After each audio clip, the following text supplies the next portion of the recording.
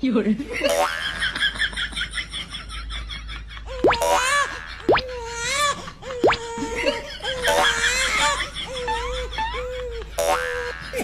Hello, mga kalakwatsa. Lakwatchera is here, nagbabalik.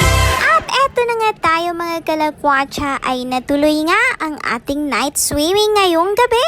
At sa ibang resort nga tayo ngayon napadpad mga kalakwatsa, kasi yung pinuntahan natin kaninang umaga ay hindi na pala going on yung kanilang resort doon.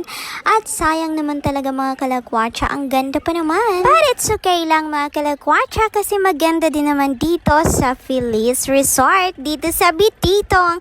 Nandito nga pala ang inyong kalakwatsera ngayong gabi. At kinukuha na nga namin ang aming mga dalang foods at ililipat na namin doon sa cottage. Mas maganda nga naman talaga mag night swimming kasi wala talagang kainit-init mga kalakwatsa. Kaya ang sarap-sarap na talaga maligo dito sa kanilang swimming pool mga kalakwatsa. Abay, pinipigilan ko lang ang aking sarili, parang gusto ko na ditong tumalon. Kaso nga lang napag-isip-isip ko na hindi pala ako marunong lumangoy.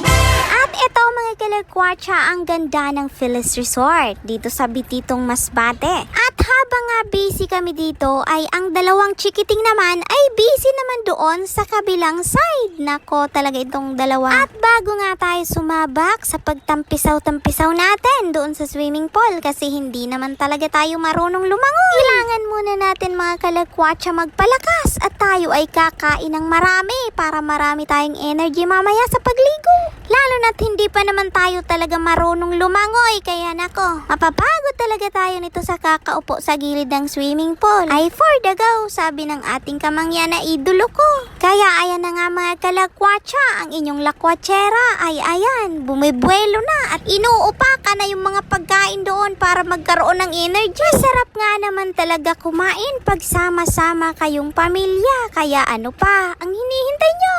Kumain na kayo dyan at baka kayo ay magutom. Mga 8:30 na nga pala kami nito mga kalakwatsa nakapunta dito sa resort. Kasi kaninang umaga ay nag-joyride muna kami ng family para enjoy and sulit talaga yung pag-uwi namin dito sa Bititong. At pagkatapos nga namin kumain ay naglakad-lakad muna kami dito sa paikot-ikot nitong resort at tinitignan namin yung mga magandang angulo para pa-picturean. At nag-picture na rin kami mga kalakwatsa. Hindi na talaga namin napigilan mga kalakwatsa at ito na nga't naligo na tayo dito sa kanilang swimming pool. At ang lamig-lamig naman talaga mga kalakwatsa at ang sarap talaga sa piling, lalo na sobrang init kaninang umaga, kaya parang hindi na talaga ako nito aalis dito. Kahit umaasa lang nga ako sa salbabida mga kalakwatsa, abay ini-enjoy ko talaga yung palangoy-langoy ko. Kahit nga nagagalit na sa akin yung anak ko kasi inaagawan ko na daw siya ng kanyang salbabida, ay panay pa rin ako ng litaw-litaw dito. Hindi nga lang ako mga kalakwatsa makapunta doon sa kabila kasi sobrang lalim at ako ay baka malunod. At ayan nga mga kalakwatsa, ay binalik ko na nga sa kanya ang kanyang salbabida at baka ako ay mabugbog nitong batang ito. Baka mabugbog ko ito mamaya kasi inaaway na nga ako, kaya ako eto for the sunod-sunod lamang kasi hindi nga tayo marunong lumangoy.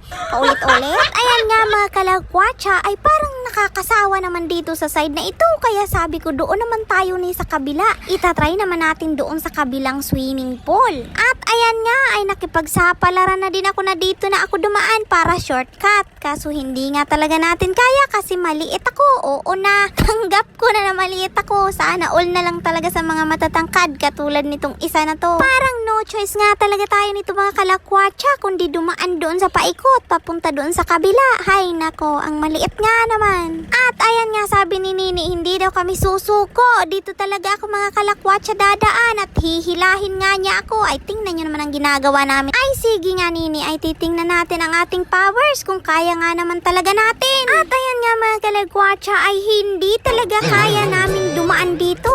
Ako lang pala. Kaya sabi ko nga kay Lovely, naku Lovely, huwag mo na akong pilitin. Baka kasi magkaputol-putol pa itong mga braso ko. Tatanggapin ko na lang talaga na maliit. Takos nga tayo nito mga kalagwatcha, kundi maglakad pabalik at dumaan dyan sa gilid. Kaya nakarating nga tayo. Parang hindi ko naman kaya tumalon dyan. Kasi sobrang lalim talaga dyan mga kalagwatcha. Pa nga ba mga kalagwatcha ay naglakad na naman ako paikot. At doon talaga ako bumaba sa may hagdan-hagdan palayan.